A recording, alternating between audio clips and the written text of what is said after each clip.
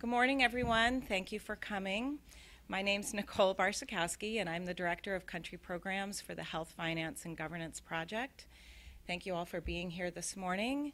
As you might see, we have a lot of folks here in the room, but we also have, it's the new age of joining meetings virtually.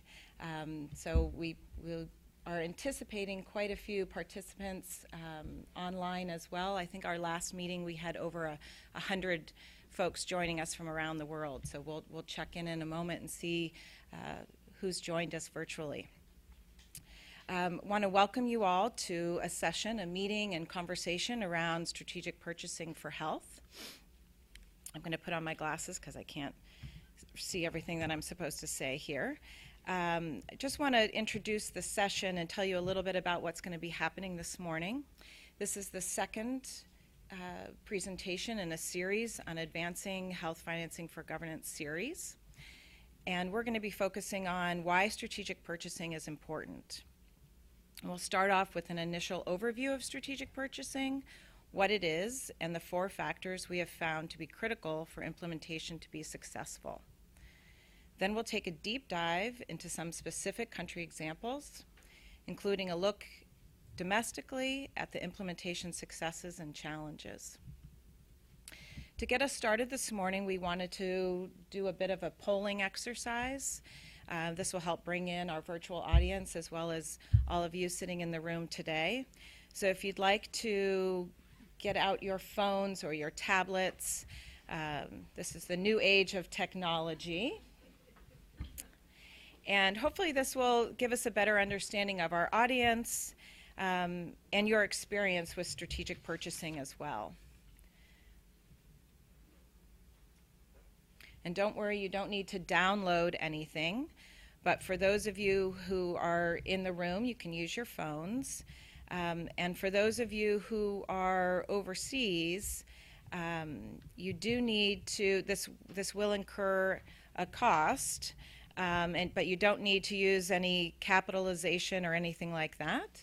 And you can message 22333 or the HFG project. And I'll give you a few minutes to get acclimated with the software and get started. And once you're on, you should receive a message saying that you've joined the session.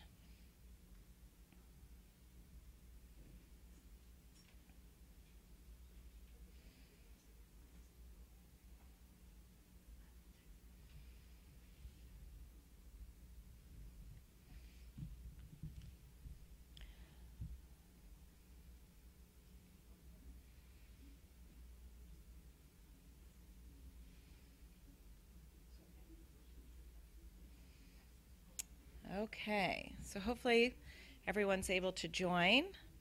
And we want to start with the first question. How would you rank your knowledge of strategic purchasing? So we have A is not familiar at all, B is slightly familiar, C is moderately familiar, D is very familiar, and E is you are an expert.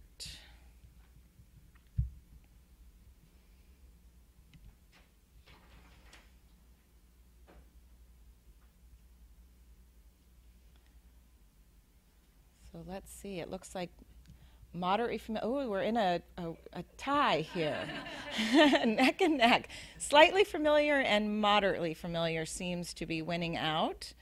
This will help our presenters later on as they're talking about strategic purchasing and making sure that they're representing the audience here and talking in a way that is understandable to you all. So it looks like moderately familiar is our winner at 31%. And now we can move on to the next question. What do you think when we say strategic purchasing?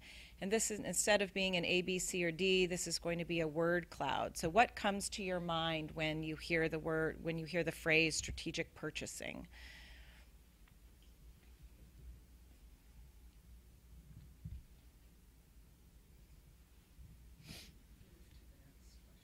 It didn't move? Yeah, sorry, we're having some delay Okay. in I was saying we needed the Jeopardy music playing in the background. Dee, dee, dee.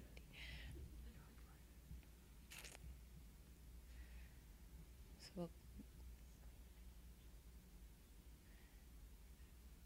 well, you all can be thinking about what word so you're ready to type it in when technology catches up with us.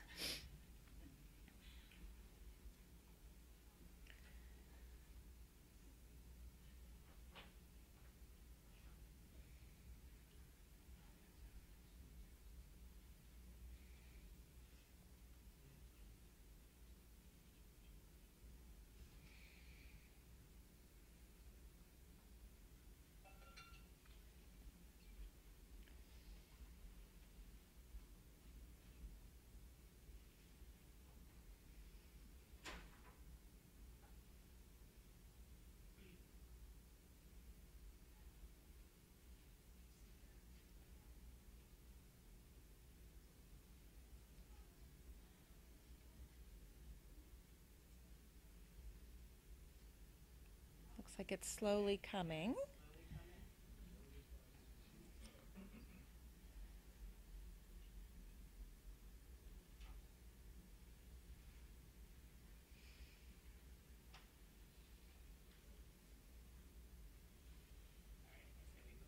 Okay. Are we moving on to the next question, or are we just moving on altogether? Okay. Well, maybe we could just take a few folks from our audience. When you think of strategic purchasing, what comes to mind? Does anyone want to volunteer? Payments. Priorities. Contracting in and out. Great. Those are all, I think, fitting for the topic. And our last question is, what do you think is the most important aspect of strategic purchasing? Since our technology is a little slow, does anyone want to raise their hand and make a comment?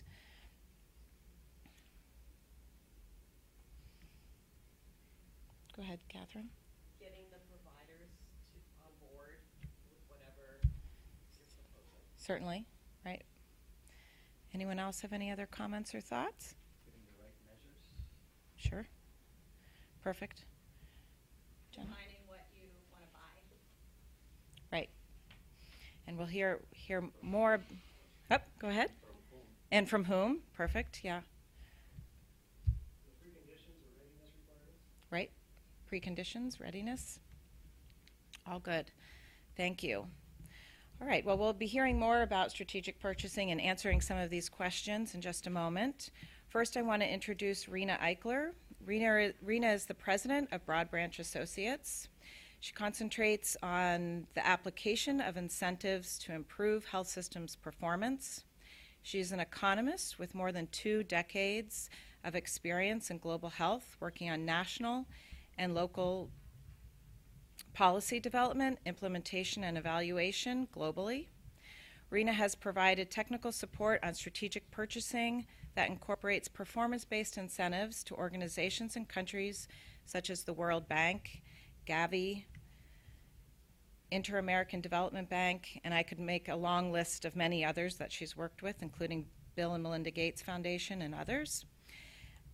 And Rena has also worked with NGOs and local governments in Haiti, India, Indonesia, Kenya, Malawi, Mozambique, and Tanzania. Rena earned a PhD in economics from Boston University. Thanks. Thank you, Nicole. So my task this morning is to first get everyone sort of on the same page about what we mean by strategic purchasing, and then move on to talk about our framework that we've developed through HFG about what it really takes to implement strategic purchasing effectively.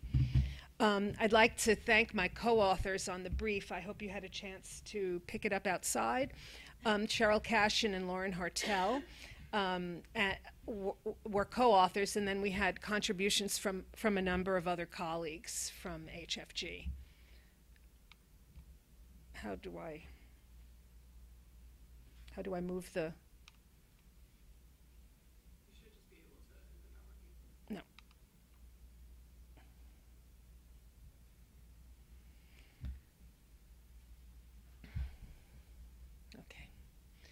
So just very quickly, what is health purchasing, strategic or not?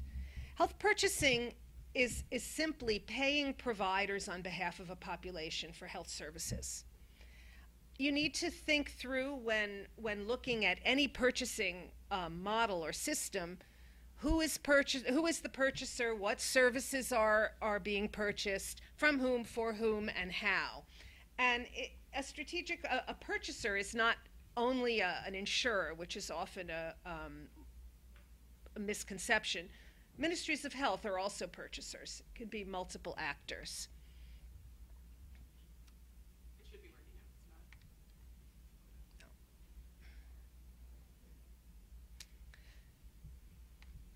It's not. Passive purchasing is when providers are paid where there's no link to what they do for the money. So there's no focus on incentives or measurement of performance. Payment mechanisms such as a salary is an example of passive purchasing. No consideration for the incentives. Strategic purchasing, however, relies on information about performance and includes a payment mechanism that pays providers based on in a way that tries to stimulate their behavior to achieve certain results. And it creates the right incentives.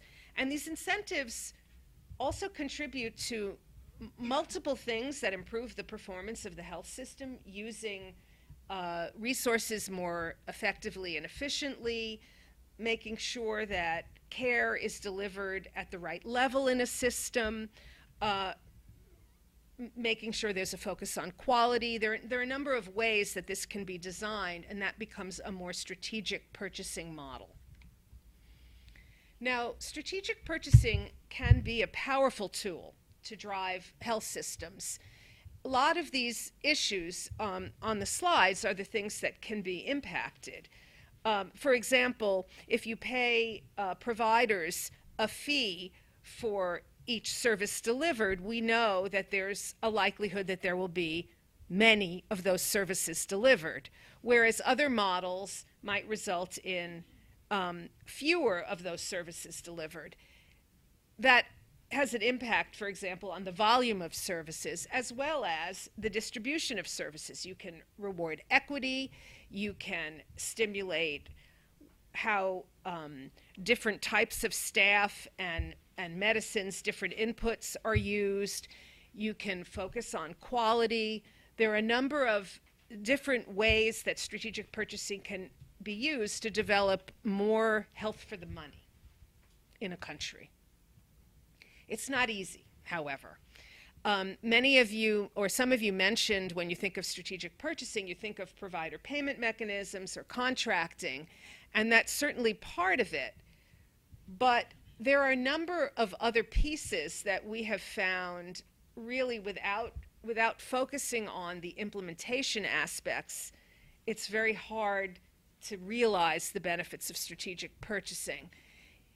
You need an information system that lets you know how providers perform. You need to clarify what institutions will do what. There's often, as you'll see in these next cases, some fuzziness about what the roles of different institutions are.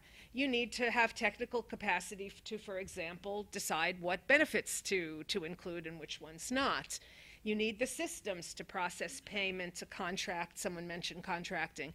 And you need an enabling environment that makes it possible, which is actually a big issue, especially when you're changing, for example, payment to civil servants from salary to some other form of payment that often goes beyond just the health sector.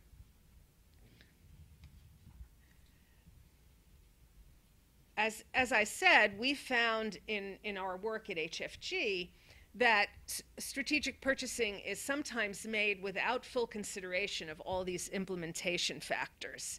And without considering those, it doesn't move very far.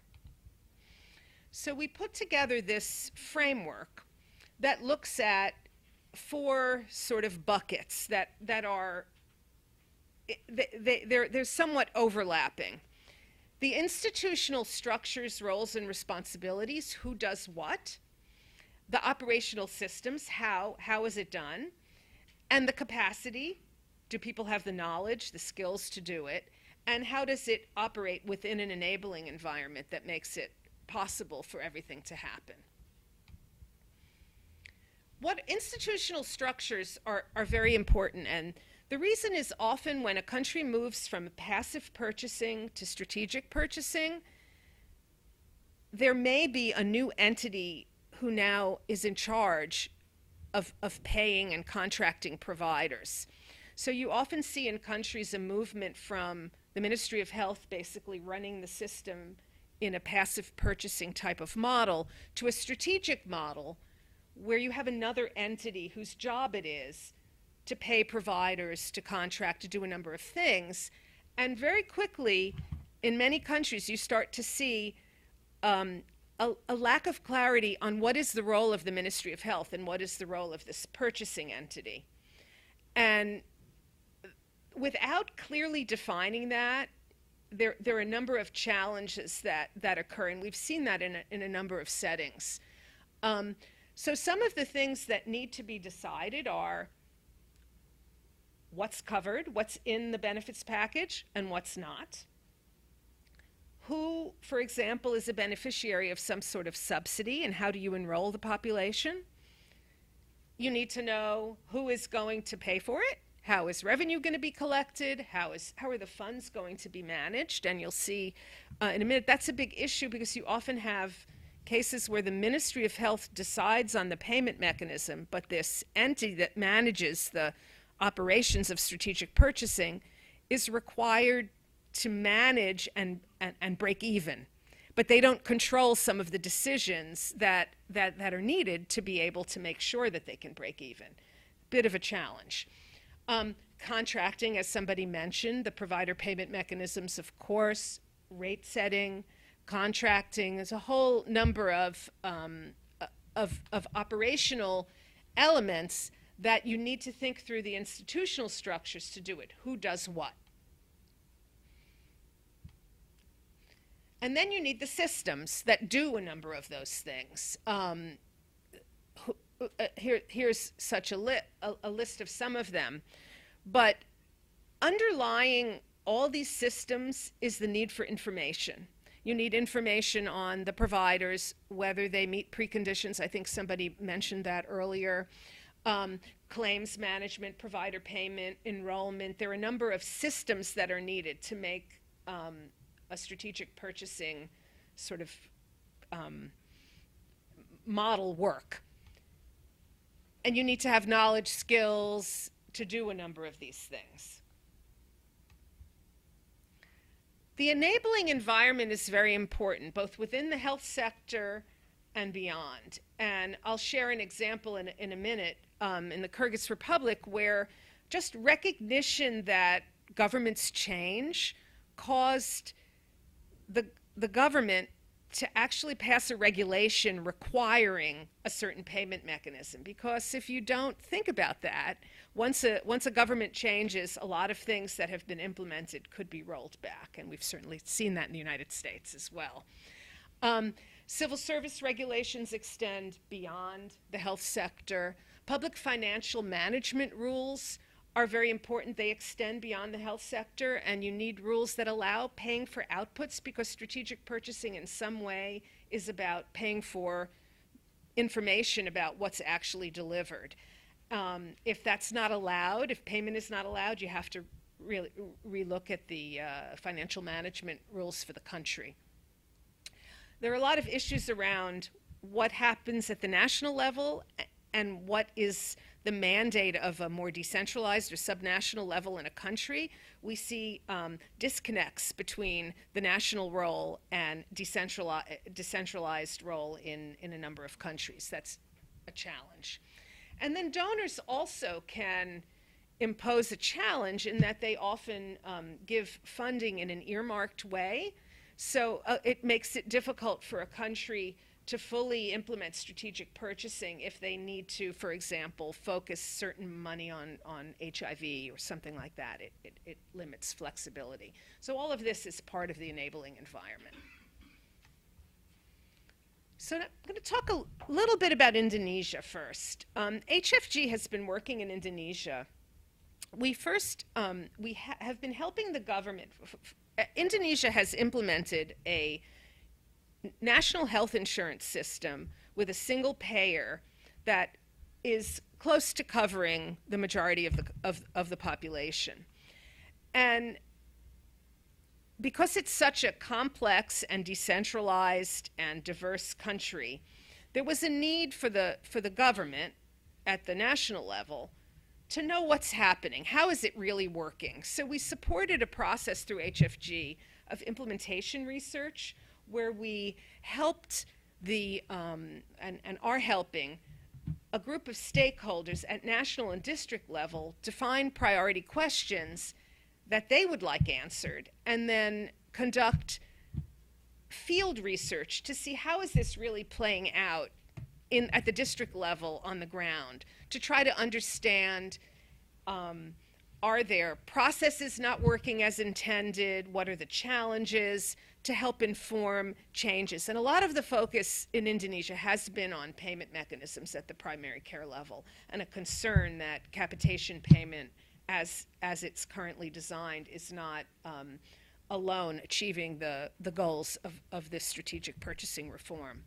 But in addition, we have been helping the government look at the different roles and responsibilities, and we've conducted a mapping exercise.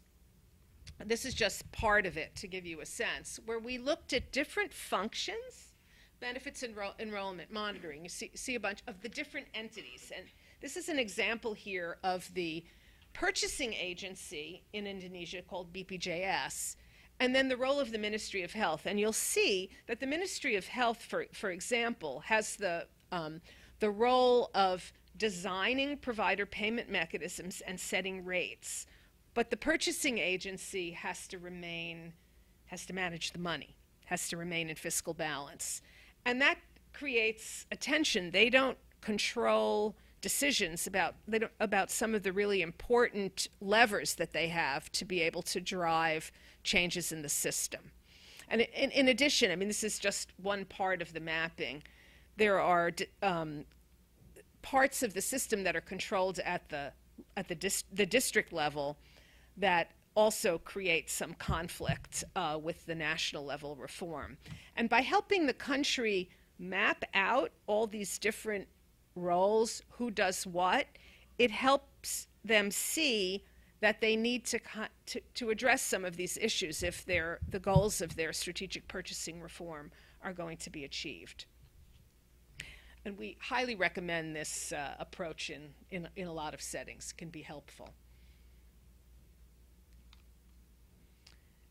In the Kyrgyz Republic, HFG helped the government design payment mechanisms for tuberculosis.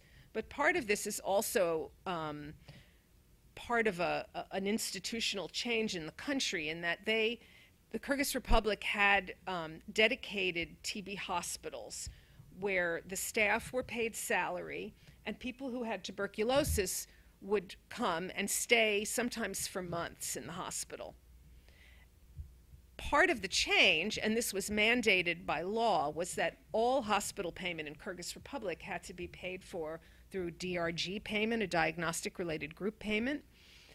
And yet you have this issue of you can't just design it and implement it overnight, because there would be a big disruption in service delivery, and there are staff who are receiving their salaries. So figuring out how to transition from that model to a more ambulatory care model of TB case detection and treatment was a process that HFG helped the government design and implement. And it's just important to think, this is, I think, an issue in many countries, in that when you change from a salary model to some sort of output-based model. You can't often do it overnight, and it's often a bit of salary, a bit of output-based, and maybe there's a sort of a transition. There could potentially, and I've seen this in some places, be major disruption with people going on strike if you just overnight change the payment system. So thinking that through is critical, and we've helped Kyrgyz Republic do that. So some recommendations. They're really about understanding institutional structures, doing this kind of a mapping and seeing where the overlaps are and where the gaps, and helping countries figure out what's missing and where the potential conflict is. And then, of course, what are the systems needed? Operational systems take a lot to build, and it's very important that they be in place, and they evolve. And then, of course, technical capacity to know how to do take on these different roles. And then, of course, engaging stakeholders and understanding the broader enabling environment and making sure that the environment is conducive to strategic purchasing is quite critical. Okay. I thought I'd start by opening it up to questions to you, and then maybe we can open it up to questions from the audience as well. Can anyone share an experience of working in a country where any of these four elements were a challenge: the enabling environment, operational systems, technical capacity, or the institutional arrangements got in the way?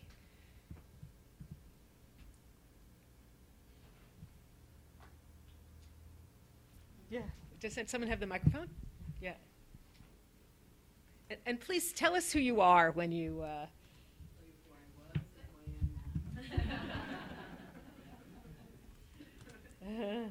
Marta Levitt, and I'm currently with RTI, but I was with USAID Cambodia for 2 years. Okay. And HFG certainly worked with us during a very interesting transition in the Cambodian government, where they began to formulate their first social security structure and social health protection. They did have a health equity fund for the poor, but this was now going to be across the board. So there were all of these things had to happen. We had to look at infrastructure. We had to look at the enabling environment, policies. So many of these things had to happen. But it's very interesting because the Ministry of Economy and Finance was running the Social Security program, and the Ministry of Health was doing the Health Equity Fund. So how to get these two ministries to talk to one another was very, very difficult, and still continues to be. But I think eventually, after a lot of educating, we had to start from scratch. No one in the Ministry of Economy and Finance knew anything about health. All they heard were bad things. So from the beginning, and I think we had really good. We ended up doing symposiums to just bring the Ministry of Economy and Finance to understand health, the health market, and how purchasing is different than any other area that they're used to, and then just slowly building that and giving options of different payment structures and systems. So it's been very, very interesting. And yes, it's slow, but it's happening. It's moving quickly. I think most recently they went to Indonesia. See Excellent. the institution there, the purchasing institution, and now they are moving forward. But there are many bumps in the road. Yeah. But we see it starting to come together, and the Health Equity Fund eventually will merge into this whole, and even the near poor will somehow, I heard two things. One, they may go into the Health Equity Fund, or they may go into the broader one. But I think that there's you have to address all of these things. But I think that we're making progress. Thank you. That's fascinating. Thanks for sharing. I think somebody else, Christine, did you want to?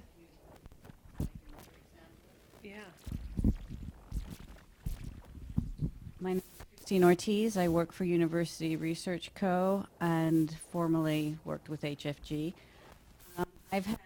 I'm going to an experience across the world from Cambodia with an entirely different history. In Guatemala, with the help of USAID, the government was supported about 20 years ago to start strategic purchasing NGOs, which unfortunately has encountered a bottleneck, a political bottleneck.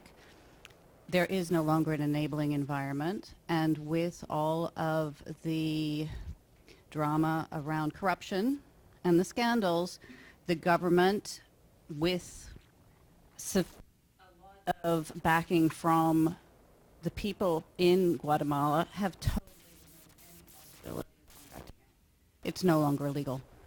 So 4.5 million people are without primary health care services because there's no way for the government health system to catch up.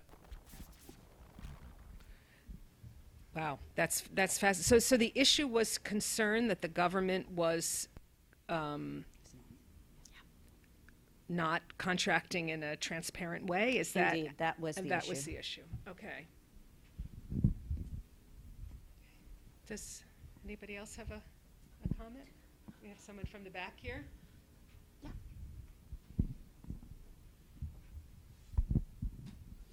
Thanks. Hi, good morning. My name's Elise Lang. I work at Palladium, mostly under the Health Policy Plus project. And we're currently working in Madagascar to help them support a new strategy to reach universal health coverage, which includes the development of a new national health insurance scheme. And it's a very ambitious endeavor, but we are supporting them in the best way possible with the Ministry of Health and other partners. And what's happening is that currently the Ministry of Health only has the experience of doing passive purchasing. And so the idea of starting from scratch and developing a whole new mechanism that includes strategic purchasing and starting it from the ground up with no institutional arrangements, with dealing with challenges of public financial management that the government has, because this is a government system. So if you have low budget execution, how do you ensure that that money is also going to flow correctly, right, when you develop this new national health insurance scheme? And all the institutional arrangements for setting up the fund in the most legal and regulatory way possible to ensure strategic purchasing. So it's challenging. So I, appreciate this discussion. Thanks. That's great. Thank you. So I wanted to move on. I want to give you the opportunity to also ask questions. But first, I'd be interested to know which element of the four do you think is the most important? Institutional structures, systems, technical capacity, or enabling environment. If you had to rank them, which do you think is the most important? Just speak out, yeah. Catherine?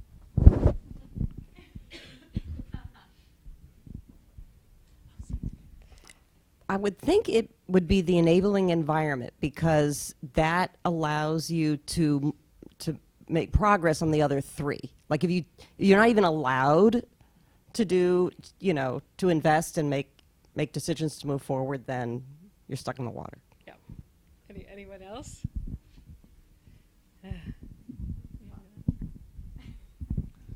Hi, it's Bob here. I'd go for institutions, because I think it's all the most important thing is about the people, and people are based in usually in institutions, and they had to shape the enabling environment. They had to create the systems and build their capacities. So I'd go for institutions. Anybody else? Well, let's look at the next one. Which do you think is the most challenging?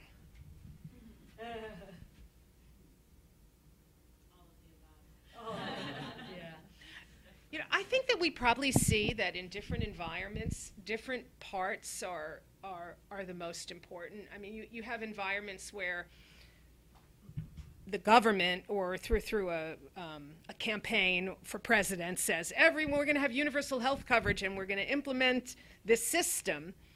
And then comes the slog of having to figure out how to make it work. And in other settings, the reforms operate sort of in a more technical way, with tweaks along the way. But I think it depends. All of them are important, and all of them are not. It's not fixed. So it isn't that once you get it all right, you're done, because it's an evolving system as well. So anyway, I'd like to open it up to questions and comments from the audience.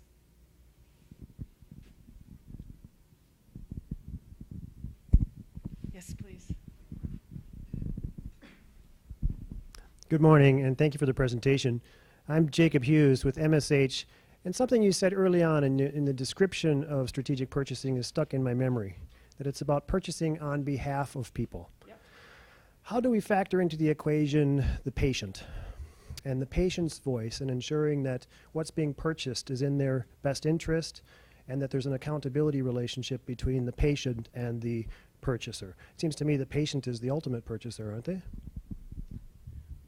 So that's an excellent question, and the design of your system can include patient feedback into the way providers are paid, if you have a way of doing that. And I think we'll hear from Alan about how the U.S. uses a rating system to influence the market, a rating system from the recipients of services, if I'm right. So there are examples, but there are of course cases where that doesn't happen. But it is very important. The patient is the ultimate recipient and beneficiary, but of course there are things that a patient doesn't have the technical ability to assess. So things like cleanliness, responsiveness, respect, those kinds of things they can assess, but maybe not whether the correct clinical service was delivered. So we have to think about both sides and also protect the patient as well in our models. Thank you. Hey, Rena, we had one question Excellent. from the online audience who wanted to hear some success stories in terms of that first factor of clarifying institutional roles and structures. Is there an example you can share of when those were improved and it was able to help with the strategic purchasing? That's a tough one, because I think it's a evolving model. But I think in Indonesia they're making progress on clarifying the institutional structures and roles. And part of how they're doing that is by just first seeing that there is a gap and a mismatch, and also considering what does it really mean to do strategic purchasing in a decentralized environment where districts have control over a lot of the health services, and figuring out how to sort of put together all those pieces. It's not 100% success story yet, but it's moving. Thanks.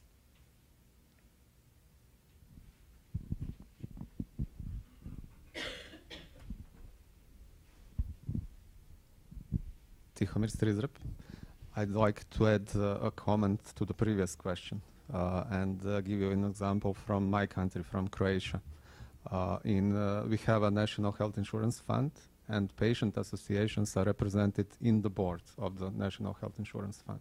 So they can directly influence decisions of the health insurance fund.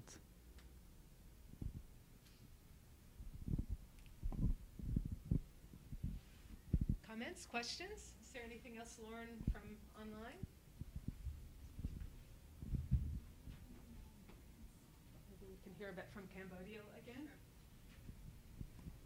So in Cambodia, when they developed the Health Equity Fund, embedded in that, and that was with technical support from URC, they embedded a monitoring system where they actually went out and met beneficiaries and made sure that they actually received the service, because there was, the payment, whether it was made or not made, and accurately charged.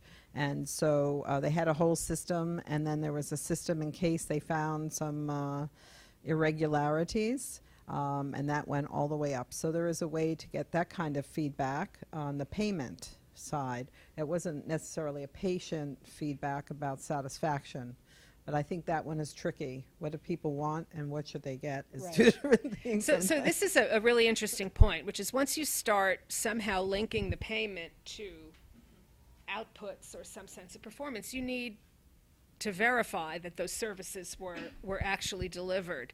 And doing that in a way that is cost effective is a challenge in environments where we don't have good linked information systems. But I think as countries are evolving, we're seeing more and more opportunities to do that in a more cost-effective way. But it's a challenge. And maybe Alan will, when he talks about the U.S., we'll hear a little bit about how it's done in the U.S. to give us a sense of what might be possible in a number of settings. Thanks. Rena, one more. Yes, please. Hi, Jonathan Calley from HFG. Can you talk a little bit about some of the challenges with getting providers to go along with switching to strategic purchasing? And are there any strategies that have worked in specific countries to convincing them that it's a good idea? That's a great question. So with any change, there are winners and losers. There are people who are afraid of change. There are a number of challenges. In some settings, in most settings actually, providers continue to receive their salaries, and the strategic purchasing element, the payment for outputs or for performance, is on top. So that's usually okay if people feel like I have the opportunity to earn more, but of course that starts to become a budget buster over time. It is very difficult to, I mean, ideally, if it's working, you would want to start to reduce the amount of payment to the providers that is based on their fixed salary and use that money to start paying for outputs. Very few settings have succeeded in doing that, and I was involved in the reforms in Colombia in the 1990s, and that was part of the model of the reforms in Colombia, and it was a huge sticking point to actually be able to implement the reform, to be able to reduce people's salaries. That becomes a challenge. And I don't know that we have a solution for that, except to maybe say maybe just having a little bit on top is enough to start making providers more responsive and accountable for delivering services to people. I don't think we know, but that's a great question. Thank you.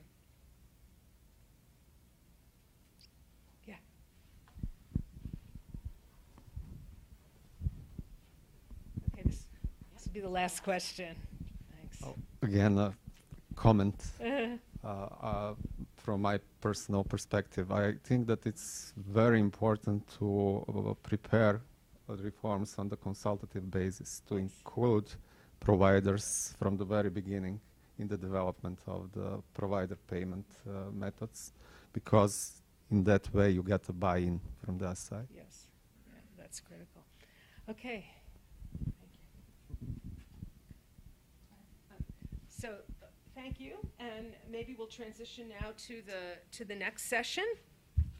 I'm going to introduce our three speakers who are going to share information about Moldova and Myanmar, and then the U.S. to give us a sense of very different kinds of strategic purchasing reforms.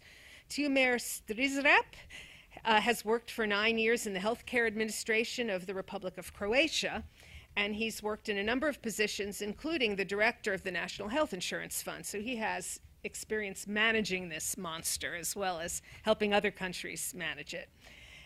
He was a specialist and decision maker during the reform and harmonization of the healthcare system in the Republic of Croatia so that they could be aligned with EU standards. And he was responsible for the implementation of reforms in all of the structures of the healthcare system, including financing, pricing, both internal and external reference pricing and others. And he's currently an adjunct professor at the Effectus Business School and director of a consulting company, Audenta Savietovanje.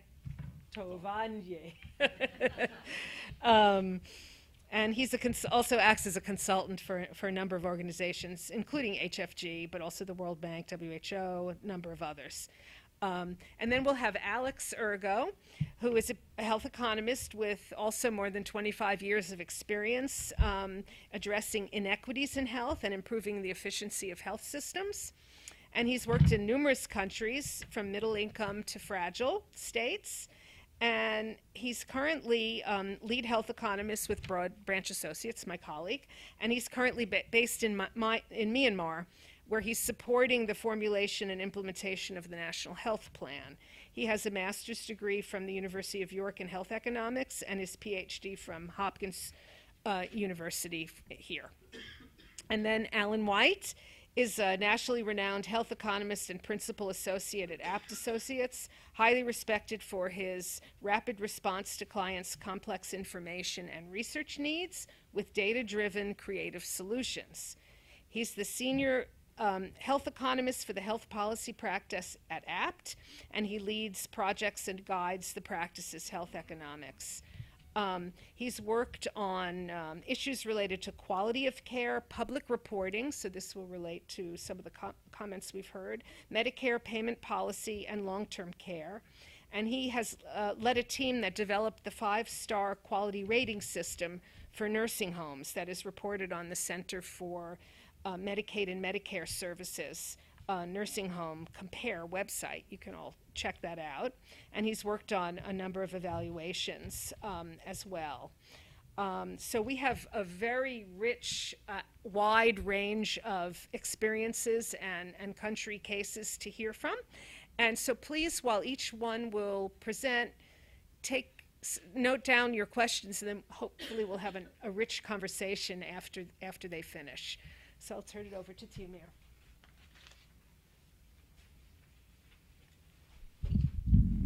Hello, everybody. It's nice to be with you today and to share some of my experience. I will talk about Moldova, not Croatia, where I was a director of the monster, as you said. Moldova is the poorest European country, but they were the pioneers of the health reforms in CIS region, former Soviet Union countries. And they've established National Health Insurance Fund and so on. What happened?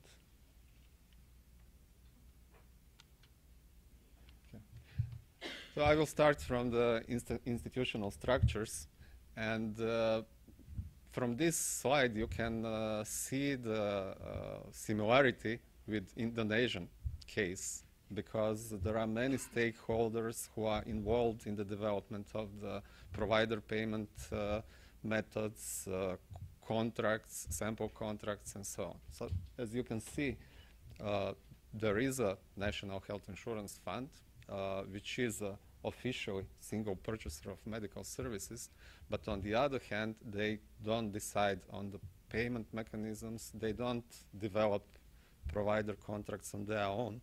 They depend on the Ministry of Health and eventually on the government, which has to approve sample contracts before Health Insurance Fund can start with the contracting.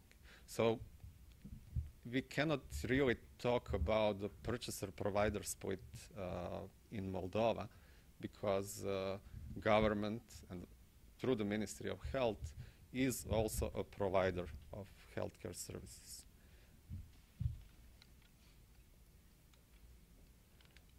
So providers contracted by National Health Insurance Fund are publicly owned and private providers.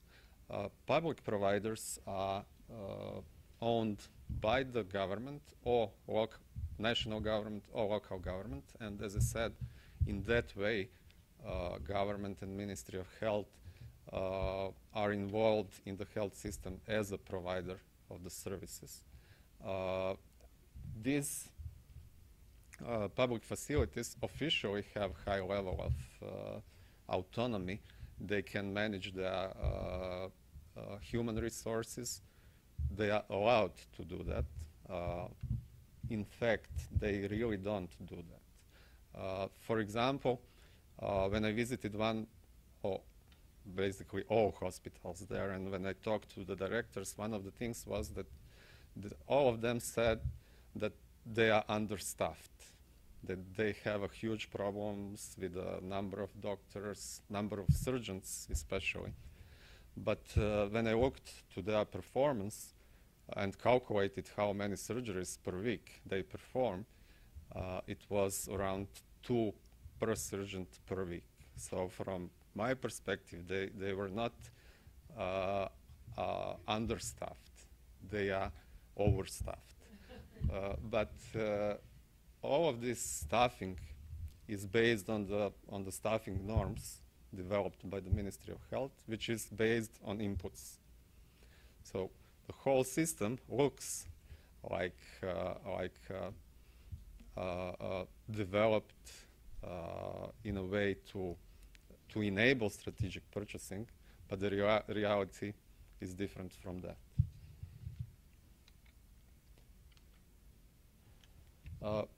How the contracting process works, officially again, it has 3 steps.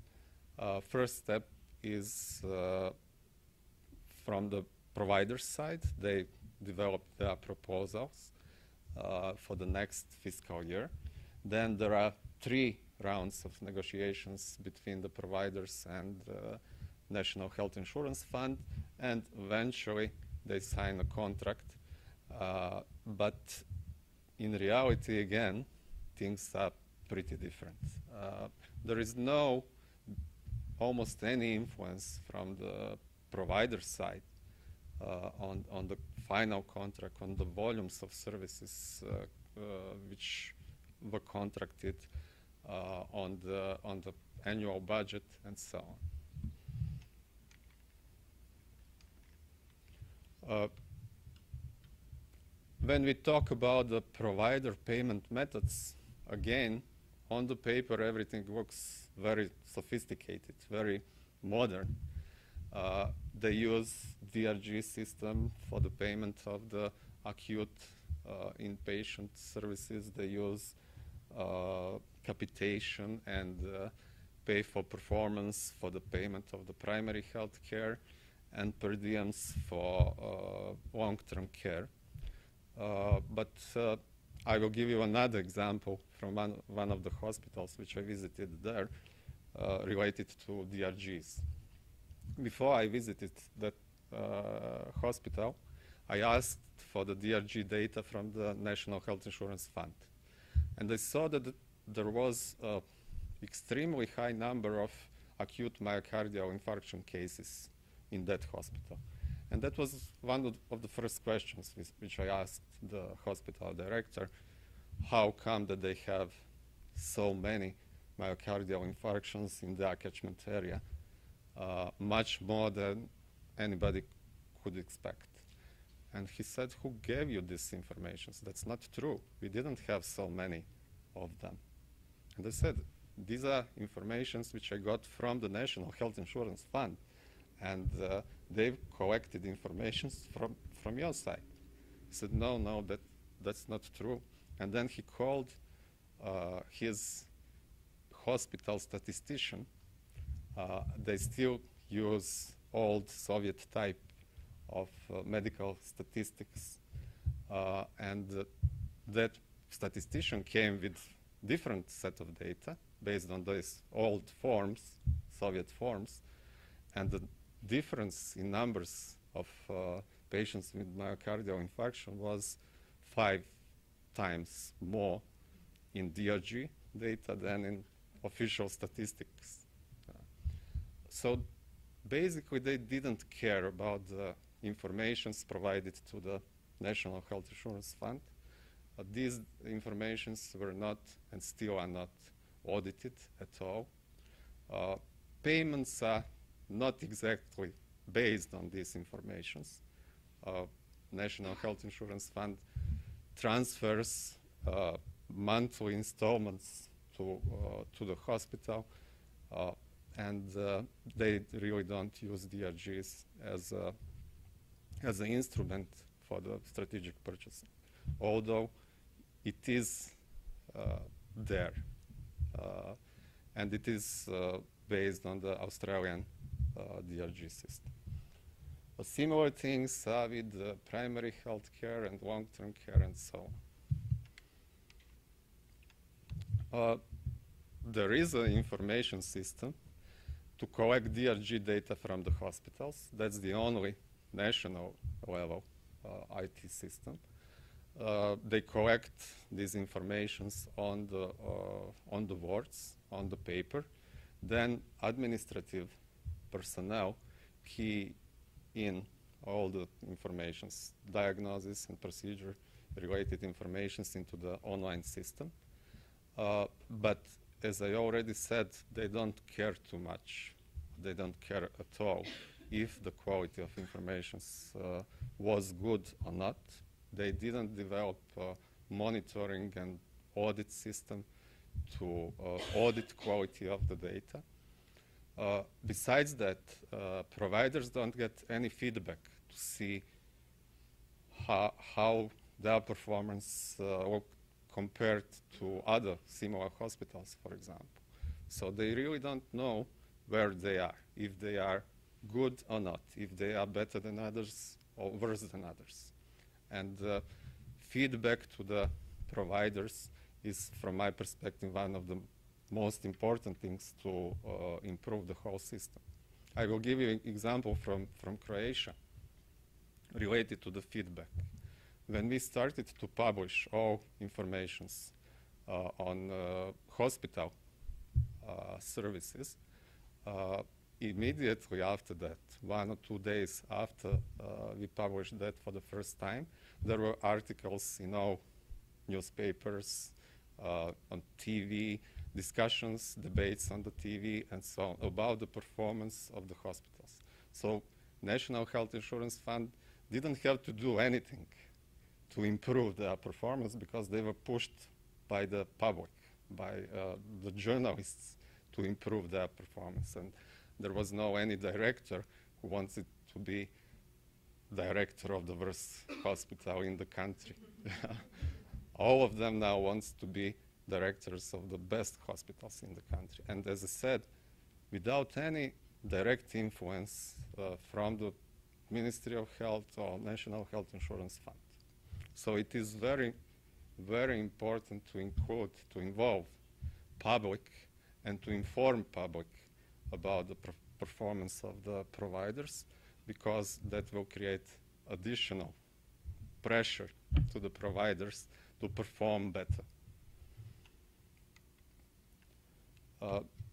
What can we say about the current strategic purchasing environment in Moldova as a conclusion?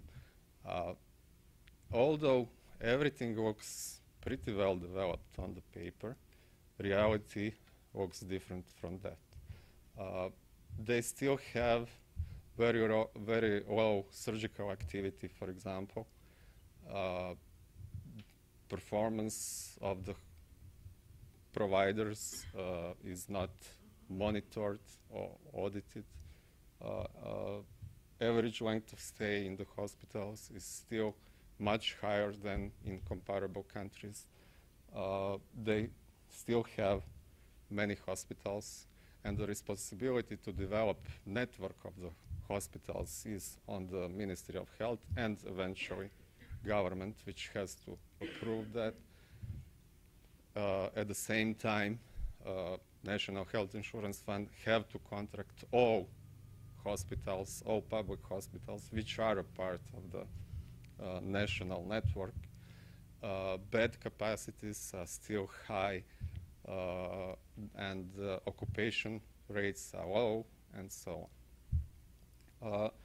One very important thing is that out-of-pocket payment is still very high.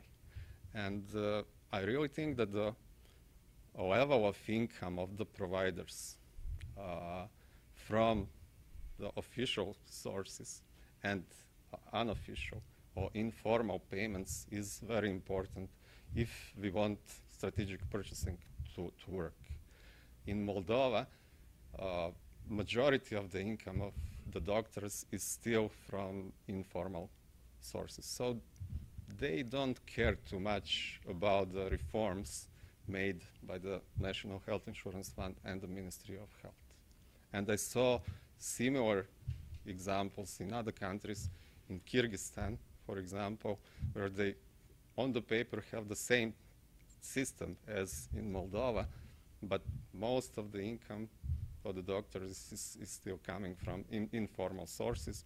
And as I said, it looks that they don't care about the reforms because only a small part of their income is related to these reforms.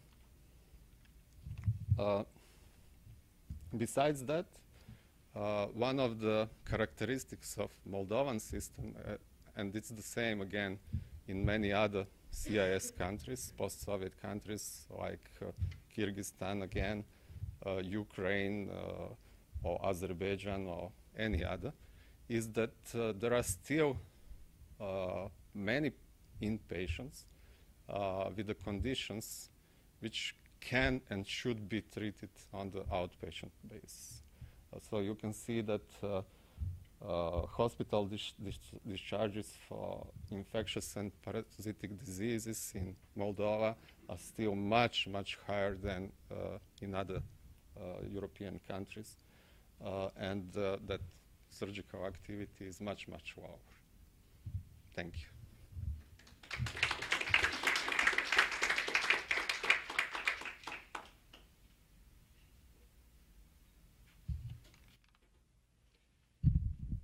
Good morning, everyone. It's a pleasure to be here and to see many familiar faces. I'm going to describe another case which is very different from the other two cases, from Moldova and from the US. I'm going to talk about Myanmar, which is at the very beginning of the journey towards universal health coverage. So the National Health Plan, which was released last year, has the vision to move towards universal health coverage by the year 2030 by expanding service availability and readiness and reducing out-of-pocket spending. And the expansion of the service availability will be phase-wise. First starting with a basic package, they call it the EPHS, the Essential Package of Health Services. And then as fiscal space of the country grows, as capacity to deliver the services grows, the package will be expanded to become an intermediate package and finally a more comprehensive package by the year 2030. And so right now we are in this first phase of the National Health Plan 2017-21, which has for goal to ensure that this basic package becomes accessible, available to the population. And then the subsequent national health plans will build on these efforts to further expand the package and reduce out-of-pocket spending. This slide shows the conceptual framework of the National Health Plan. And the reason why I show this slide is to focus on this part here. This National Health Plan is very different from previous ones in several ways, but one of the ways is that this plan recognizes that the government alone will not be able to deliver those services to the entire population. It recognizes that it needs to rely on other providers, whether the providers in ethnic controlled areas, which are called the ethnic health organizations, or NGOs, which provide services in parts of the country, or the private sector. And because we're focusing on a package that's mostly primary healthcare, in this case, the private sector that's most relevant are the GPs. And so the idea is that all these different types of providers would deliver the services included in that package and deliver it with at least the same minimum quality standards. Maybe a few words first about the health financing context in Myanmar. So for many decades, Myanmar was one of the countries with the lowest government spending on health. It's changed in recent years, so it's increased, but from a very low baseline. And so despite these increases, we're still only at roughly $12 per capita, which is roughly 1% of GDP that comes from the government, meaning that the vast majority of the funds still come out of the pocket of patients. They need to pay when they get sick. And it's roughly 74% based on the latest poverty survey. So that means that many people forego the care they need because they can't access it, and those who do go for the care are often faced with catastrophic or impoverishing spending. And it's estimated that more than 1.7 million individuals a year fall into poverty because of their spending on health. So far, there is a social security system, nascent, which has a health insurance component, but that component covers only roughly 2% of the population. Of course, only in the formal sector, in the private sector. It covers only the contributor, not the dependents, so it's really very small in the big picture.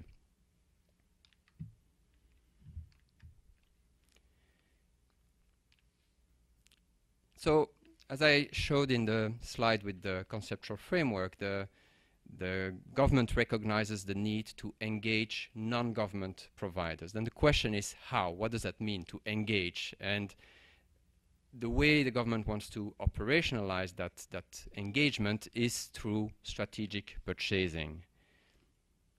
Right now, there is no health financing strategy yet in the country. So the process to develop such strategy is about to start. And it will take a while because it will need to involve many stakeholders, including the Ministry of Planning and Finance, Ministry of Labor, where the Social Security is housed. It will need to include parliamentarians and all the other stakeholders. So this process will take a while.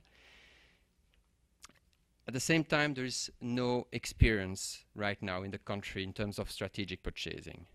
If you look at the public sector, all the services are paid through the traditional line item budget, which is a little bit outdated and quite rigid. In the for-profit sector, it's all out of pocket. And for the NGOs and the ethnic health organizations, those are totally donor dependent. So the country decided to take a pragmatic approach.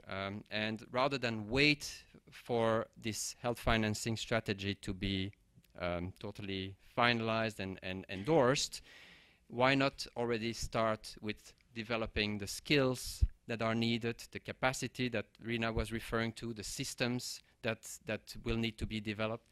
Why not start with small pilots? And the rest of my talk will focus on one of those pilots. And that pilot is implemented by an international NGO, Population Services International, or PSI, which in Myanmar runs one of the largest social franchises in the world.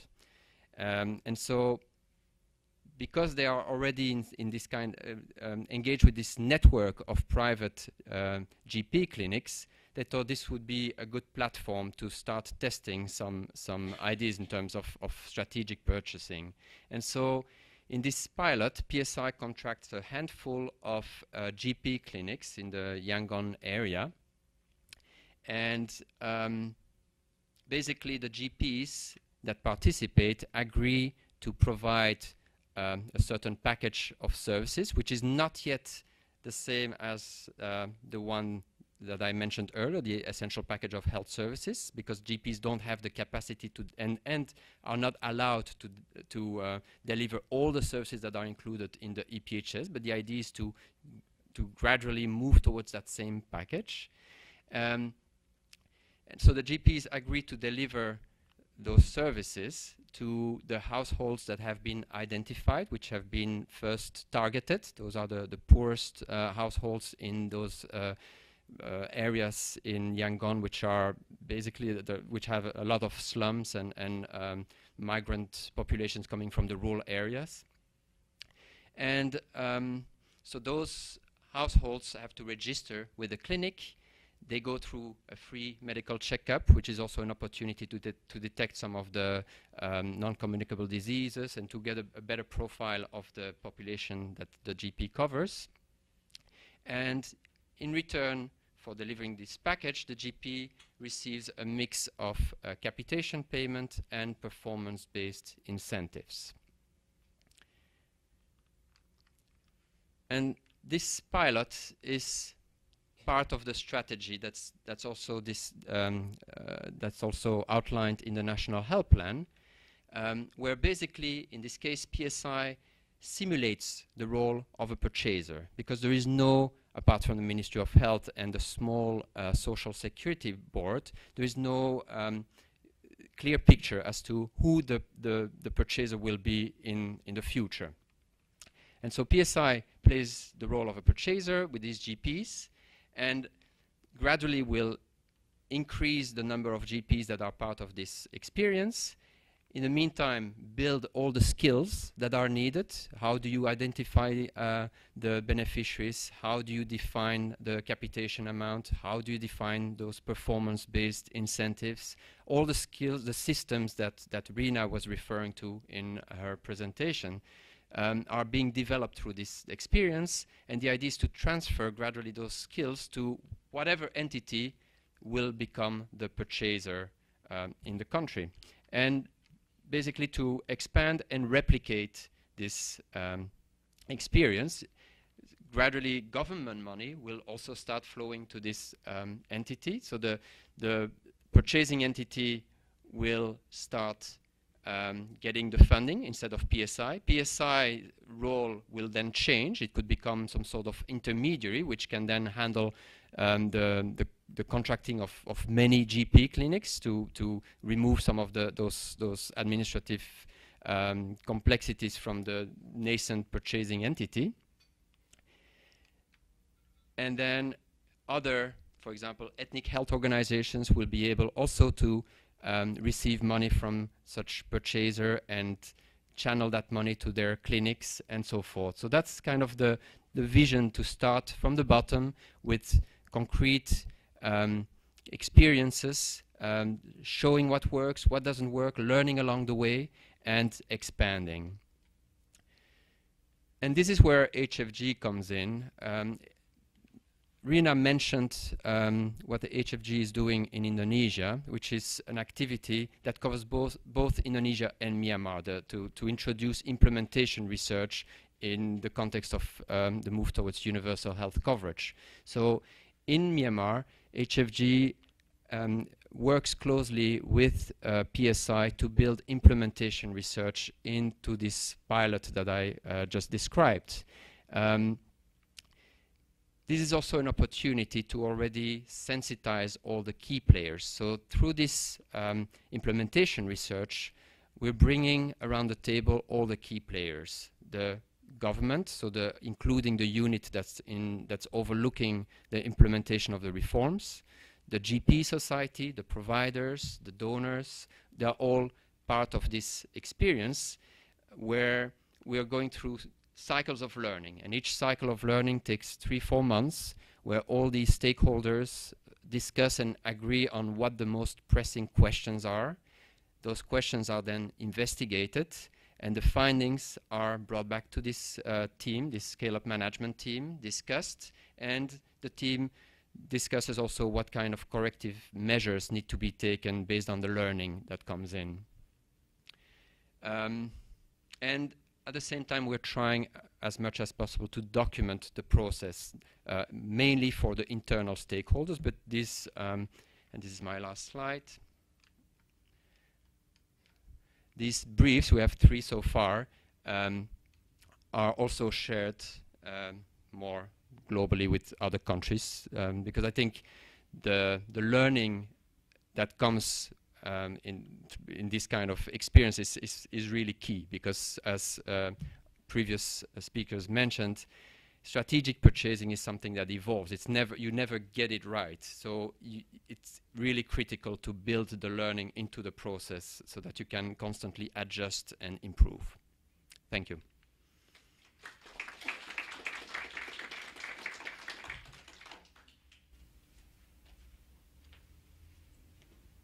All right, good morning, everybody. I want to give a different perspective in my talk a little bit about some more developed and established programs from the United States. And to do that, I just want to tell you a little bit about my world. So, as Rena mentioned, I've been working at APT a long time, about 23 years, pretty much working on contracts for the U.S. Medicare program the whole time. Been working on a variety of projects intended to improve the quality of care for Medicare beneficiaries. And I think some of the lessons learned from these projects may be relevant for you. So I want to start, all right, with a 10,000 mile high view of the Medicare program. It's only a $600 billion a year program. It's a little hard to cover in one slide. But I think the slide got taken out. It was so hard. But anyways, Medicare is the U.S. health insurance program for people who are over 65 or older and certain younger people with disabilities or end-stage renal disease. And 2015, Medicare provided health care coverage for over 55 million people. And it covers most types of medical care with varying types of cost-sharing arrangements, including hospitalizations, physician visits, some nursing home care, home health, prescription drugs, hospice, and more. And as I mentioned, a lot of money spent on Medicare, $672 billion in 2016, and that was 20% of healthcare expenditures in the United States. So we're in the midst of a revolution in the Medicare program, quality revolution. So recent initiatives are transforming the Medicare program into one that promotes value and quality. This includes new payment models intended to achieve CMS's triple aims of better health care, smarter spending, and a healthier population. And it also includes improved public reporting of provider quality that gives consumers meaningful, actionable information so they can be empowered to make informed healthcare choices.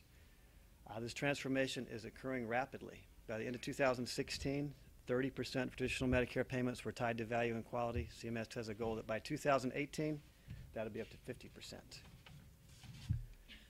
So, oh, there's the Medicare slide. All right, there you go. We already did it, so we won't do it again. All right, so the focus of my talk is going to be two Medicare programs, home health value-based purchasing and the nursing home compare 5-star rating system. These are two different types of programs. They have the same common objective, improving quality of care. They use different methods to try to incentivize providers to make quality of care improvements. Home health value-based purchasing uses financial incentives. The 5-star rating system uses public reporting and information to try to incentivize folks. Both of these programs build on existing data systems and use quality measures that are familiar to providers. I think this is a big part in kind of facilitating their acceptance by stakeholders in the home health and nursing home worlds. Let me start with home health value-based purchasing. All right, so under home health value-based purchasing, or HHVBP, Medicare measures provider performance based on a set of performance measures and adjust payments based on their performance. This is a 5-year program that started in 2016, but the payment adjustments just kicked in last month, January of 2018, so payment adjustments just started. We talked a little bit earlier about enabling factors. Here's one, the ultimate one. If you're in the Medicare program and you're in one of the states that this program operates, you're in. It's mandatory. So that's one way to get people to participate. May not be feasible in all countries, but everybody wants to be in the Medicare program, so it worked for that program. In terms of performance measures for HHVBP, we have a broad set of performance measures that we use. It's a mix of process, outcome, and patient care experience measures. The measures are calculated from patient assessments, clinical assessments. We've got 9 of those measures. Medicare claims, we've got 2 claims-based measures. HHCAHPS is basically patient care experience surveys. We've got 5 of those, and 3 measures that HHAs submit directly as part of the program. Most of the outcome measures that we use in HHVBP are risk adjusted, and most of them are measures of change from the beginning of an episode of care to the end. In general, we think those kind of incidence measures are better than prevalence measures, just less subject to case mix differences. And the operational systems for collecting these data already existed. A lot of these items, these patient assessment tools have been used for the Medicare payment system for years, so it was not much in terms of extra burden for providers to participate in this model. In terms of funding of performance payments, the payments are funded by a reduction in the Medicare base payment rate. It's 3% for this year, goes up to 8% by year 5 of the program. So basically for every $100 in Medicare payments that providers get, $3 of that this year goes in to fund these performance payments. If you do well, you're going to get more than $3 back. You'll be doing better off than you would have. If you're not performing well, you're going to take a financial loss. You'll get less than $3 back. So this model ensures the overall budget neutrality of the program because it's funded kind of by this reduction in the Medicare base rate.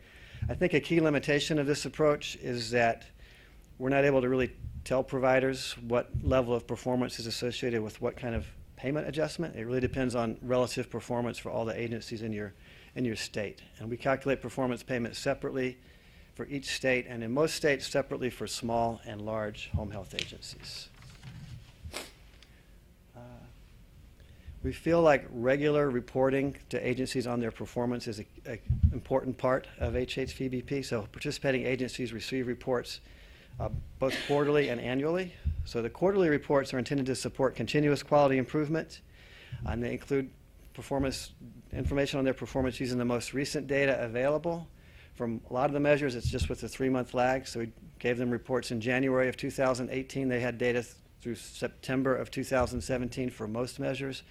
Some of the measures, specifically the claims measures and the patient satisfaction measures, have a little bit longer lag, 6-month lag on those. And we provide them annual reports each year, and that's where we tell them what their payment adjustment is going to be for the next year. Part of APP's job as the implementation contractor for HHVBP is to provide a variety of monitoring and oversight of the program. So we provide ongoing monitoring that focuses on trends in utilization and the number of agencies in participating states. Really a key focus of this is to make sure we're not having any unintended consequences, for example, on access to care. We want to make sure the agencies aren't leaving the marketplace because they have a payment reduction or anything like that. So we regularly monitor that performance on utilization. We also track performance on the performance measures, the quality measures that are used in HHVBP. And that's really to support ongoing refinements to the HHVBP model. So the payment adjustments for HHVBP just started in January, so we can't say anything about how effective the program has been on outcomes. But I think there's general agreement at CMS that this program has been successfully implemented and it's well run. And I think a key to that is really the close collaboration across the contractors that work to support the model. We've got the implementation and monitoring contractor, which is APT. We calculate performance scores. We do the monitoring I talked about. We support CMS in exploring changes to the HHVBP model, and we facilitate the project's technical expert panel. There's a separate technical assistance contract, focuses on providing shared learning and technical assistance for model participants. They staff a help desk that they can use to ask questions and keep a list of provider points of contact for the model. There's also an IT contractor who operates the web-based portal that agencies can use to access their reports, submit the data for the model, and also submit recalculation requests if they believe we've made an error in their calculations. And there's a separate independent evaluation of HHVBP focusing on how the model impacts behavior and quality. That's value-based purchasing. The last few minutes I have, I'm going to switch gears, talk a little bit about the 5-star rating system. This is a Nursing Home Compare website, which contains quality information on the more than 15,000 Medicare and Medicaid certified nursing homes in the United States. Includes a lot of information on nursing home quality, including 5-star ratings for all nursing homes. Basically, it takes information that CMS has been reporting publicly for years, these huge downloadable data sets, but tries to make the information more easy to use for your typical consumer who may not have the time or technical skill to download massive data sets and analyze it and try to make sense out of it. So provides a means to research and compare information about nursing homes. Goal, give comprehensive information in an easy to understand format. Let's see. This is the landing page for Nursing Home Compare. You type in Nursing Home Compare in Google, get to the website. It's going to come up here.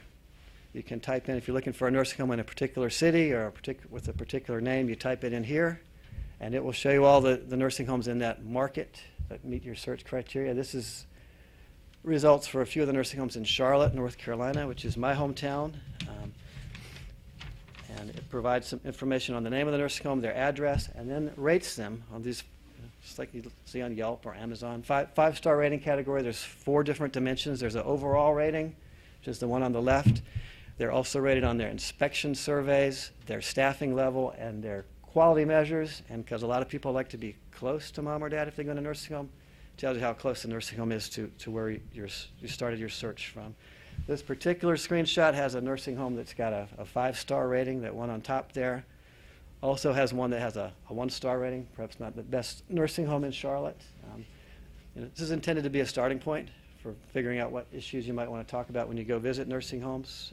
But very easy to get. You can get this search result in just a couple minutes and have a lot of information on nursing homes in the market of interest to you. This is normally, well, in the old days, this would be the point in this talk where I would put a chart up that showed how dramatically all the performance measures that we use in Nursing Home Compare have gone up since we started the rating system. I won't do that anymore because we don't believe that all that improvement is actually real quality improvement. We believe some of it is, but some of it is gaming, manipulation, coding changes, things like that. So I just want to conclude on Nursing Home Compare by saying it has been a very impactful program. The website gets lots and lots of hits. We know that nursing homes pay very close attention to their ratings. This is just some evidence. Some of the places, they use, don't really see the 1-star places promoting it that much, but the 5-star places, they want you to know about it. My favorite is this one here because it's in chalk. So if their rating changes, they can change it. We update the ratings every month. So it's used by providers as part of their rating efforts, used by consumers, and we feel like it's kind of a little bit different from strategic purchasing, but kind of another way to try to promote and incentivize quality of care. So thanks.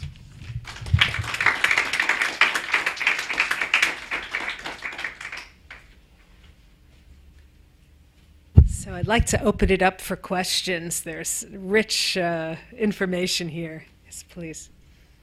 Do we have? I can just kick off, I guess. I think that because people are online, it needs to be. My name is Julia Johansson. I work for Crown Agents. And my question is for Tihomir. Thank you for sharing your experience in Moldova. I presume it's a recent one. I worked in Moldova some 10 years ago on a USAID-funded project that aimed to address a very serious problem with hepatitis B and C as a co-infection with HIV/AIDS, and also to address TB. So my question for you is, in your opinion and your experience in Moldova, to what extent the strategic purchasing scheme that exists there and payment mechanism address the infectious diseases as a national health priority or as a major source of mobility and mortality in the country? Thank you. Yes, you are right. My experience from Moldova is very recent, from 2016 and 17. As I already said in my presentation, it seems that there were no changes in the way how the infectious diseases are treated in Moldova compared to old Soviet practices. They still admit most of the patients with infectious diseases. They usually stay in the hospitals for a long time. I remember another example, the visit to one of the hospitals when I asked them which are the major types of diseases which they treat, and the answer was full. Yeah. 20% of the cases were full cases. So, as I said, it seems that they still didn't achieve any improvements in that field. On the other hand, there is a small part in a pay-for-performance formula related to that. So at the primary level, there are some improvements. But from my perspective, the most important part which is missing in order to change this practice is the outpatient drug benefit.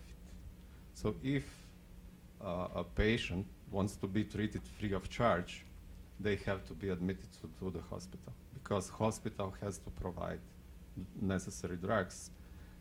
On the other hand, if they want to be treated at home, they have to pay for those drugs, because outpatient drug benefit is not available at all. Interesting. Bob? Question for Alex. First of all, it's Bob Fry, HFG Project Director. First of all, thanks for all the presentations. They're really interesting, wonderful range across countries. But question for Alex. One thing that comes out very strong in this discussion is the need for sort of like independent analysis. I mean, even in all countries, it seems to be true. And even a country we heard in the US where there's an online system, but even so, it needs some sort of analysis to see whether that data really is worthwhile. So in Myanmar, who's investing in the institutes that are going to do that analysis in the future? Who's going to do the future analysis in Myanmar? Thanks so much. I don't think we have the answer to that question yet, because this is one of the things that will need to be defined in the health financing strategy, where they kind of outline the institutional responsibilities and roles, and we are not yet at that point. So it's still up in the air. We don't know. Christine Ortiz, URC. To keep this balanced, I have a question for Alan about the HHVBP experience.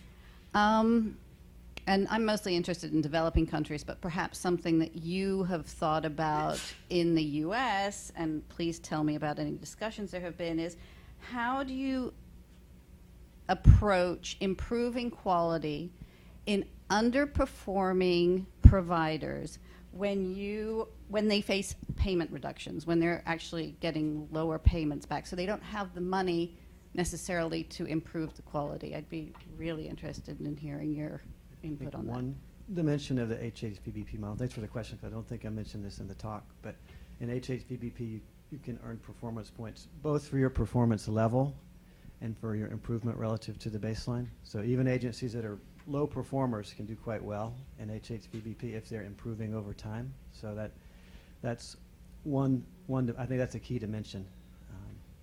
We are concerned about particularly some of the home health agencies that serve the more vulnerable population, like the Medicaid populations, kind of being more likely to have payment reductions, and we're monitoring that. I don't know that we have an answer for that as part of testing this thing in 9 states to kind of see if those kind of unintended consequences occur. But I do think the scoring rules are designed to not just reward those that are already top performers, but to try to incentivize improvement across the whole spectrum. Hi, good morning. Lois Schaefer at USAID. Thanks to all of you, and my question is for all of you for your very interesting presentations. I spend a considerable amount of my time at work worrying about broad health workforce issues. I heard a lot about doctors in your presentations, but not much else. I heard a murmur in the crowd. Maybe they feel the same way. And in fact, how often they are kind of a barrier to this. I remember when you're talking about Moldova, and they have different ideas and opinions, and they're not getting their income from the healthcare system per se. It's from other sources, et cetera. I was just wondering if any or all of you could just say a few words about the involvement of other cadres, nurses, midwives, community health workers, even as a way to kind of move down closer to where care is given and improve access if UHC is actually our goal. I can give you an example from many different post-Soviet countries, because in most of them, position of the nurses is still the same as it was in the Soviet times. They are basically used as an administrative support, not as a medical staff. So there are no capacities on the nurses' side to provide medical services. In most of these countries, they still didn't develop education capacities for that, and so on. Moldova is a little bit different in that field. in primary health care, in the community health centers, they have so-called triage rooms where nurses do the basic triage. They measure blood pressure or blood glucose, and only after that patient goes to see the doctor. But as I said, in most of other countries, nurses are still used as administrative workers. And as a completely different scenario to that, I can tell you about South Africa, where the whole system is based on the nurse. So one of the things that I think we've seen is that once there's a shift to some sort of payment based on outputs or performance, then a health facility that has a team of different health workers starts having a discussion about what's fair and who really did the work to achieve that performance. And I've certainly seen in Tanzania where before everyone just received their salary, but when there's a shift to opportunities to earn extra money, people start saying, hey, wait, you know, we're the ones who are in the maternity ward and doing the support services to pregnant women, and we're doing more of the work, and you start seeing a shift to discussions about what's fair. I think it's important. Go ahead. No, in the nursing home world, there's a long literature that shows the relationship between higher levels of staffing and better outcomes, especially for registered nurses. CMS has been collecting payroll data from nursing homes since fall of 2016. And beginning in April of this year, we're going to start using those payroll-based measures on the Nursing Home Compare website for the ratings and also to report to folks. So it's much more comprehensive and probably accurate staffing data than we've had before. So I think we don't even care about doctors in the nursing home world. It's all nurses, and that's what we report. I think the example I gave may have given the wrong impression that the whole plan is based on doctors in Myanmar. I think, first of all, two comments. One, if you look at the public sector, the reforms are focusing on township level and below, and there we're talking about rural health centers and sub-centers, and the key human resources are the midwives, which do more than just delivery. They do all kinds of public health services, and the PHS 1 and 2, they call them. And the reform is also about institutionalizing the role of the community health workers. Right now, it's a mix. There are many different types of work focusing on one disease, supported by donors, trained by the government, but not really integrated into the system. So how do you bring them all into the system? How do you build the connections in terms of supervision, supplies, and so forth? The reason why there is no pilot yet in the public sector is because one of the elements that Rena mentioned, the public financial management rules don't allow yet to do anything outside these rigid line item budget lines, And the other part of the response, I think, in the model that's being tested with the GP clinics is the question that's now being discussed is how do you incentivize the GPs to get more into the community, and that will probably involve GPs working more closely with community agents, also to go around and make sure that people who have been diagnosed with diabetes or with hypertension come to the clinic and on a regular basis. So that's something that's being worked on as well. All right, we have a couple of questions from online. So one is to everyone, and then a couple are specifically building on Moldova. So the general one is, how can you harmonize across several disparate health systems in a federal system? So for example, looking at the states of India or in a larger country, how do you harmonize across these different areas? For the Moldova questions, how does Moldova identify the number of people served by a primary health care center? Is this actual utilization of services, or is this what the online person called a fictitious catchment area? And then the last question was looking at the difficulty of building an auditing function and how the example of Moldova really highlighted this. And that the Health Equity Fund in Cambodia deliberately built this auditing function into the system. And so are there any lessons learned from this? Is the Cambodia Health Equity Fund something that could potentially work in larger countries? Could you talk about that a little more? You want to start? Okay, go ahead. With the general question for all.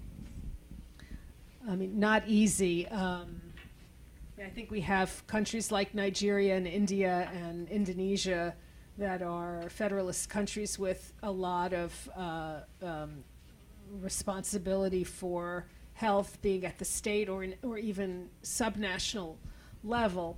And there's a tension when you have a national reform in a decentralized context. So it really argues for understanding all these roles and responsibilities very clearly, and figuring out where the disconnects are. I mean, one other piece that's interesting in Indonesia is that Indonesia had a lot of local insurance schemes where money was being collected and funded through local taxes, and there was just sort of a rule that these should be integrated into this national scheme, but not really a clear way of how that was going to work, or whether the local political leaders really even thought it was in their interest to do that. So thinking about how to do that is not simple, and there's not I don't think a magic answer, but I think one of the other challenges when you think about India is that when you have a lot of differences between different areas in a country,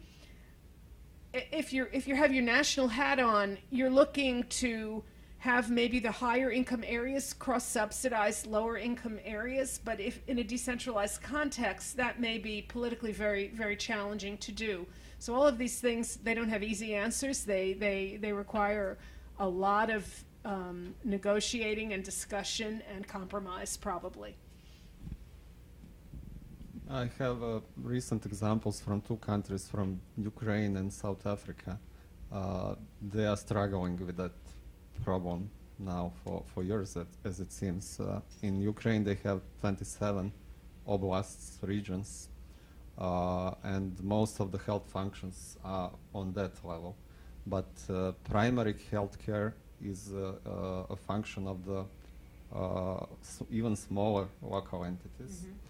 And the funds are going to their budgets directly from the state budget. And now, according to the new Health Financing Act, the whole pooling will be made by the National Health Insurance Agency. And they already faced a huge opposition from the local governments. And the similar thing is in South Africa, where they have 9 provinces, and it's common knowledge that one of them is completely against the pooling on the national level. Maybe just one point when you say, or when the person who asked the question speaks about harmonization. I think we need to be clear about harmonization of what. Mm-hmm. And in particular, when we talk about strategic purchasing, we're actually trying to see where are the incentives misaligned. And that may be very different if you look at a densely populated urban area and compare that to a remote and hard to reach area of a country. So do you want necessarily to apply exactly the same mix of payment methods to those in the context, because you want to harmonize, or do you want to make sure that you adjust your mix to the conditions to get what you try to achieve? I think for the providers I was talking about, the kind of programs, harmonization just comes by having the same set of measures in your value-based purchasing program and in your rating system. In the home health world, that happens to some extent. Most of the measures that are used in the home health 5-star rating system, which I didn't talk about today, are the same as the measures that we use in home health value-based purchasing. CMS is going to start a nursing home value-based purchasing program in the next year or two, and they're just going to have one measure, and that is hospital readmissions. So it's a sore point with us. It's badly misaligned with the large set of measures that we have in the Nursing Home Compare website, and we're concerned about kind of the lack of harmonization there. Do you want to talk about the Moldova questions? Yeah. So about the catchment population. Population is assigned to the community health center based on the catchment area. So there is no possibility for the patients to choose their primary health care doctor. And besides that, the working hours of the primary health care centers are between 9 a.m. I think and 3 p.m. They don't work in the afternoon, so there are no shifts. And one of the problems with related to the availability of the primary health care is related to the working hours. And I saw the same problem again in many other countries. Primary health care usually works for 6 hours per day, and as I said, they are not available for the patients except in the morning and early afternoon. So if a patient needs to see a doctor, they have to leave their workplace just, for example, to get a referral if they were chronic patients, just to get a referral for the annual follow-up with the specialist. They have to leave their workplace, as I said, to get that paper. So those are additional problems in the current system. As I said, they didn't develop monitoring and audit capacities, and first step in the development of these capacities, from my perspective, is development of the pattern monitoring system, which can be developed by the Health Insurance Fund in their case, and then they just have to perform chart audits for those providers which are out of the pattern. But they didn't develop any of these capacities for now. If we think about DRGs, the whole payment is related to the data provided by the hospitals. It is based, DRG assignment and eventually DRG payment is based on these informations provided by the providers. And if you don't develop monitoring and audit systems, you really cannot rely on them, as it was said in a US example too. No, thank you. So I think part of that question was also about Cambodia. Is that right? That Cambodia somehow was able to implement an audit system? One of the questions that often comes up right away with that is, how much does it cost, and what proportion of the total budget is focused on auditing, and how do you determine whether it's worth it? Do you want to share? I don't know who was on the phone, probably someone who knows more than I do. So in Cambodia, it was the auditing function was done. URC managed it, and they contracted CBOs to go out and collect the information from beneficiaries. Yes, initially that is it is expensive, and once it starts getting embedded or mainstreamed, institutionalized into the government, they're trying to figure out what will be the way to do this monitoring, what will be the most cost-effective way. So I don't know what they've decided so far, but it may have to do with the payer, because they're going to want to have a monitoring system. Are they paying? Should they be paying the amount they're paying? Did those services actually happen, etc.? So they are sorting that out. But initially, for the first so many years, it has been donor funded, and yes, it's not inexpensive, but it got them to where they are today. Thank you. Just in addition to the Moldovan example, what we did in Croatia was to oblige providers to give invoice to the patient, not just to send an invoice to the health insurance fund for the reimbursement. And immediately after that, we started to get phone calls from the patients to say, I saw that they gave infusion to me, but they didn't. So that was also a way how we started to monitor data provided by the providers. So we involved public even in that part. This is a real challenge, and it's about information and about flows of information. I think it's quite interesting that I think both in Medicare and in Croatia, if I understood correctly, that there are just sort of algorithms that pull out outliers. So that's what the focus is on. Data's reported, and if it seems something doesn't seem right, there are too many myocardial infarction treatments that don't make sense, that's flagged. We don't have, I don't think, too many systems in low and middle income countries that work like that. It requires a good information system to be able to do that. Other comments, questions? Jenna? Hi, thank you so much for the presentations. And I also worked in both the US health system and in developing countries and working on strategic purchasing. And what really struck me about all three presentations was the idea of kind of incremental progress towards strategic purchasing. Because I know in the US, for example, you mentioned that there were quality measurement systems in place already that this program is able to leverage for strategic purchasing.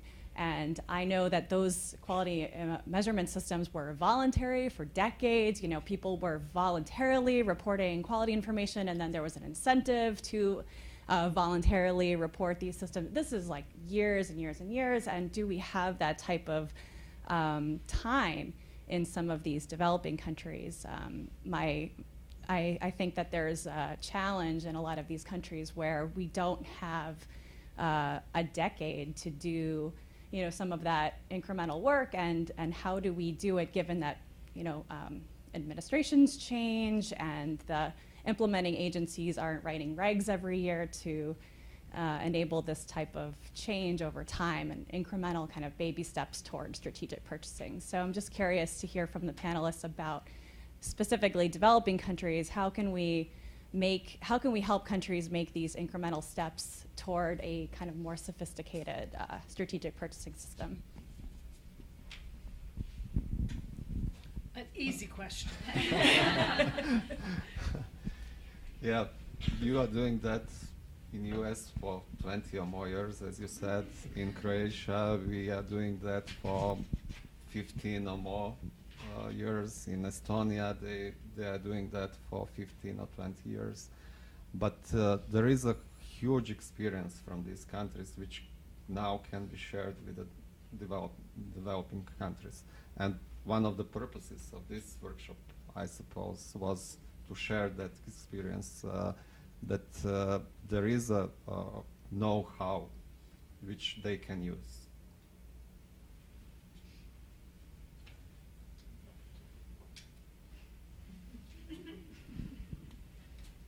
It's a really tough question, Jenna. But clearly this is going to evolve and iterate over time, whether there's changes in implementing organizations or not. It's going to work that way, I think. Okay, Bob, we'll have the final question. Oh.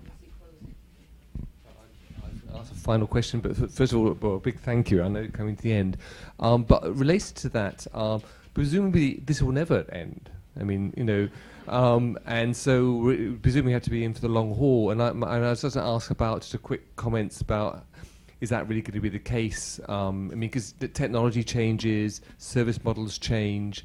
In low middle income countries, we're seeing much use of technology in the community that changes the whole service delivery mechanism completely. So this is going to keep on changing. So presumably these mechanisms will need to adapt as the service delivery models and technology changes as well. But maybe some final comments.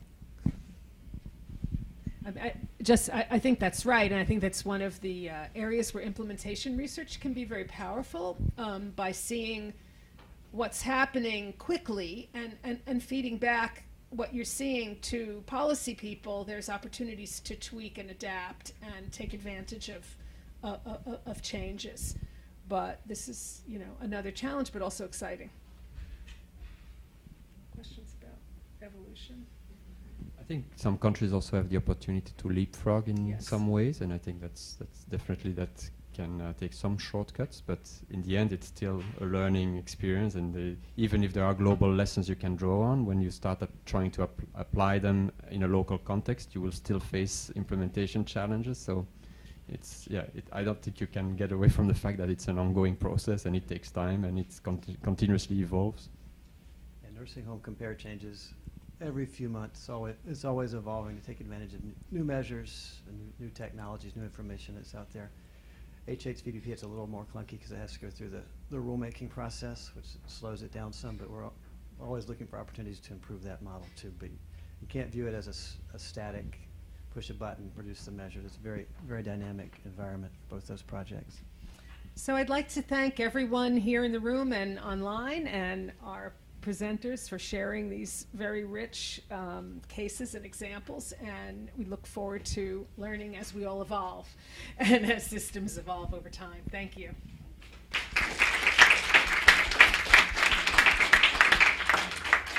And if anyone would like further information, there's a brochure. It's not a brochure, it's a brief, thank you, outside. And we look forward to having you all join us for our next Advances in Health, Finance, and Governance series, which will be March 27th on financing strategies. So look forward to seeing you all then. Thank you so much for joining. Thank you.